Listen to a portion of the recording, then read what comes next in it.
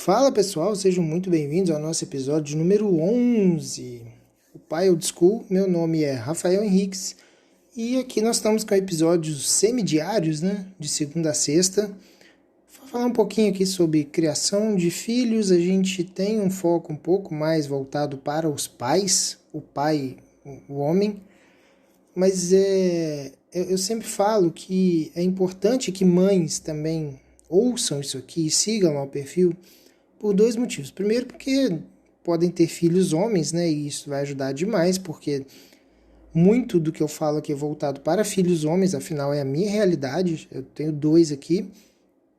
E segundo, porque é muito provável que uma esposa que entenda mais sobre o universo masculino seja uma esposa melhor, tenha um casamento melhor e as coisas fluam melhor dentro da relação. Então é muito importante que mulheres também ouçam isso aqui.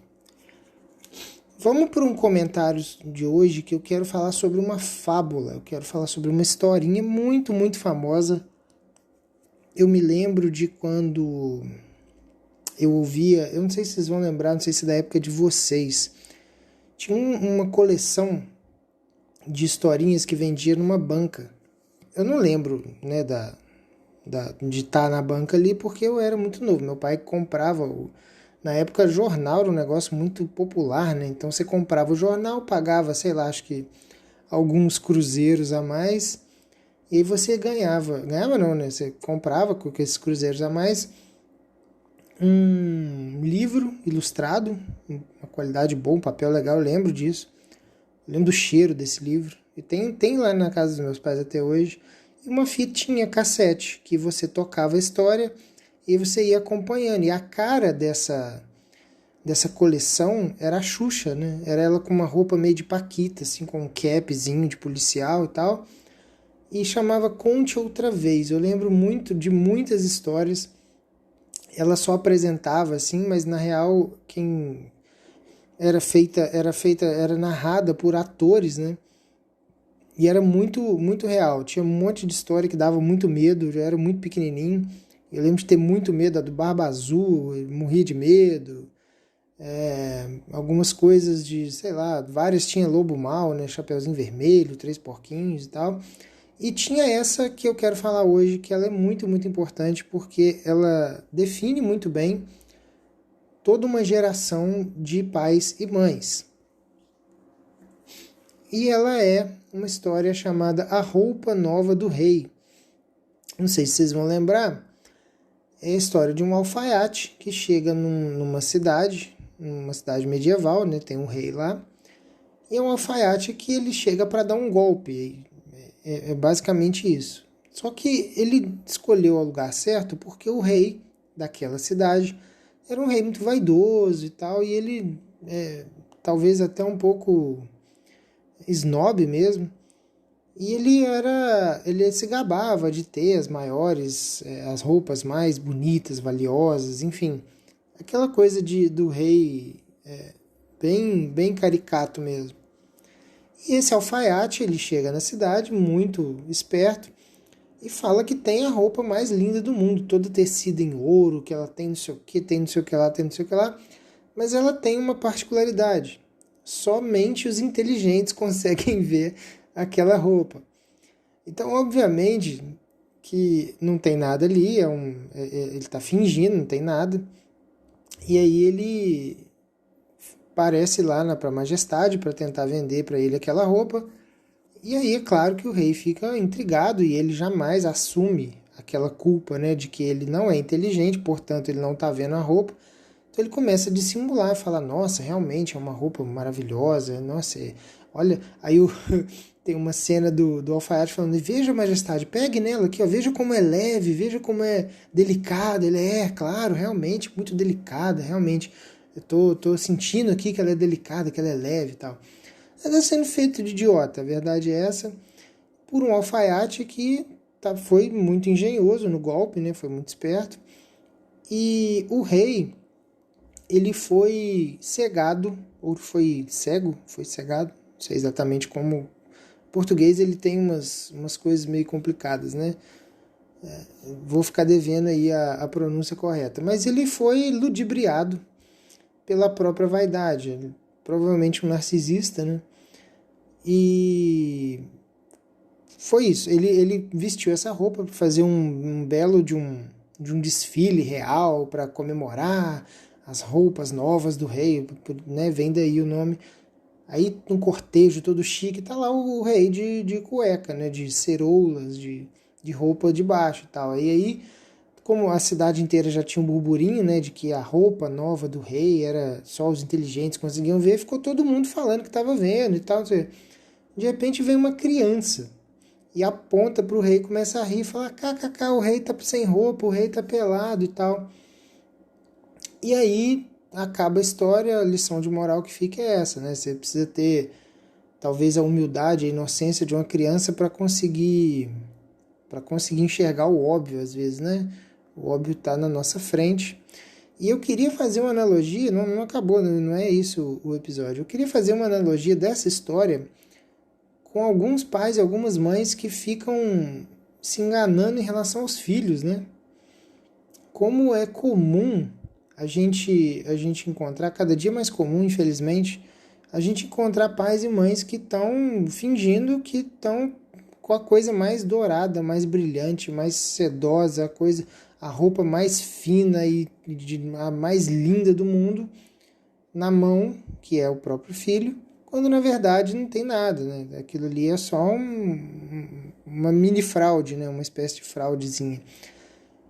E é muito fácil, cara, eu vejo hoje como pai, é muito fácil a gente tentar se enganar com esse tipo de coisa. É muito difícil a gente encarar o próprio filho cheio de problemas, digamos assim, né? Problemas talvez de criação, de educação, problemas de conduta, porque a gente precisa olhar para aquilo e falar assim: eu errei muito, né? Nossa, mas porque não tem outra explicação. O filho, ele é principalmente quando ele está muito mais novinho, ele é um espelho daquilo que o pai e a mãe colocou ali, né? Ele é um receptáculo. Ele recebe coisas, ele recebe ordens, ele recebe cosmovisão, ele recebe visão de mundo, ele recebe tudo. Então, quando a criança está muito novinha, quando você olha uma criança e ela está infernizando o ambiente onde ela está, você vê claramente que é uma falha do pai e da mãe. E é muito difícil para a gente, é óbvio que a maioria dos pais e das mães, eles vão, né, amar o filho e tal. E é muito difícil para eles duas coisas. Primeiro, assumir que errou, que falhou em alguma coisa. E segundo, assumir que está prejudicando a coisa mais importante da vida deles, que é o próprio filho. E aí talvez a gente precise ter um pouco mais de humildade e de inocência de uma criança para tentar enxergar o óbvio. Né? Porque dependendo da situação você consegue contornar, né? Dependendo da idade, e aí talvez dê um trabalhão e tal, mas você ainda consegue contornar para evitar problemas muito sérios na adolescência, por exemplo. Eu já vi uma amiga minha psicóloga comentando que a adolescência ela é uma espécie de tapetinho onde você vai jogando as sujeiras todas, e aí na adolescência você tira aquele tapete e aquelas sujeiras estão todas ali. Ao longo da infância, a criança vai absorvendo certas coisas e certos comentários, certas condutas, e vai guardando aquele monte de coisa. Na adolescência aquilo tudo desabrocha. Então é muito comum que a adolescência seja um período de conflito, isso é normal. A criança está tentando se separar do pai e da mãe, então ela vai se rebelar, entre aspas, contra o pai e a mãe em vários aspectos, mas se tiver um monte de sujeira guardada ali debaixo, vai ser um pouco mais problemático do que o normal. Então o que acontece é que a gente precisa olhar para isso a tempo e falar: cara, eu estou fazendo coisa errada aqui. Vamos ver como é que é o certo e vamos tentar ajustar isso o máximo possível. É óbvio que a perfeição ela não é impossível, né? Mas é muito complicado a gente fazer vista grossa para isso. Eu vou dar um exemplo que aconteceu esse fim de semana comigo e com meu filho, que eu poderia ficar todo cheio de mim, que não sei o que e tal. O Rafa agora ele descobriu o sentido, né, o significado da palavra outro. Então ele olha para mim e fala assim: ah lá, orelha, orelha. Aí ele olha para o outro e fala: a outra. E assim, com tudo, assim, com carrinho. Ele tá com um carrinho, ele fala carrinho, bibi, bibi, bibi, outro bibi, outro bibi. Então ele entendeu que existem várias unidades, às vezes, da mesma categoria de coisas. Travesseiro, ele vê 2 travesseiros na cama, ele tem uma mantinha que ele cobre, assim, então aí quando tem 2, ele fica a outra.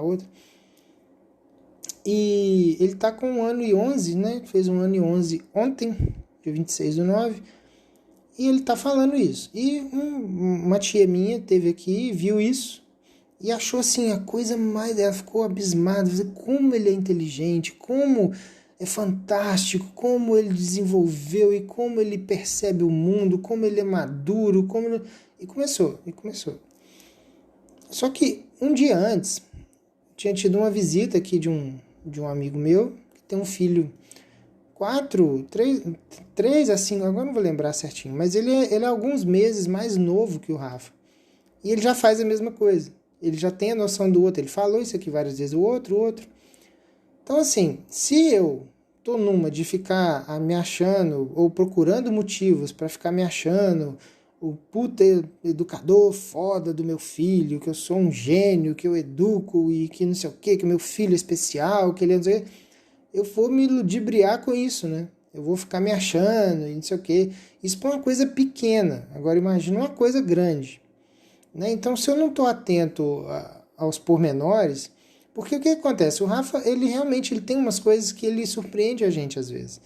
Só que cada criança ela tem uma coisa dessa que surpreende em algum campo diferente uma da outra. Então, na real, qualquer criança que esteja num ambiente favorável para ela se desenvolver, um ambiente, né, que tenha os componentes, a gente pode falar disso depois, mas toda criança que tem um ambiente favorável, ela vai se desenvolver, só que elas não se desenvolvem no mesmo campo ao mesmo tempo. Então, cada criança vai ter um desenvolvimento de alguma coisa mais rápido e alguma coisa mais lenta. É normal isso.